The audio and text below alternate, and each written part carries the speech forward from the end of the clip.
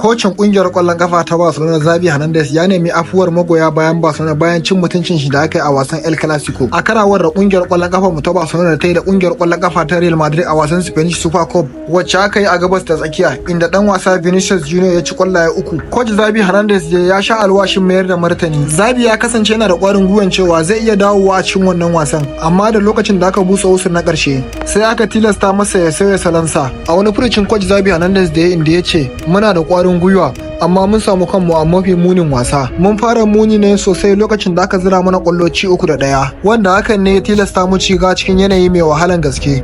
Madrid ta yi mana barna da yawa akan teburi. Kuma ya kara da cewa ina neman afuwar magoya baya saboda ya yi mana wahala wajen yin takara. Amma na sha kashi da dama a rayuwata, amma a ƙarshe mun murmure.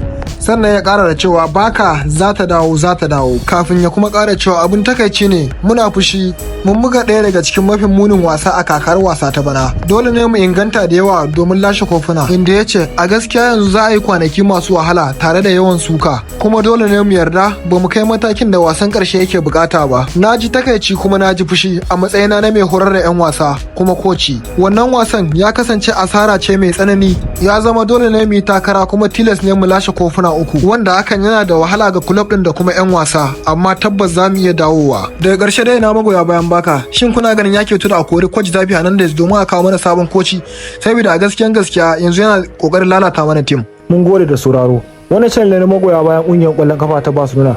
Domin kasancewa ɗaya daga cikin mu shine ka danna liking, ka danna subscribing, kana ka danna alamar ƙararrawa. Domin hakan ne kawai zai baka damar kasancewa ɗaya daga cikin mu. Da zarar mun ɗaura sabon bidiyo akan ƙungiyar ƙwallon kafa ta Barcelona za a sanar da kai.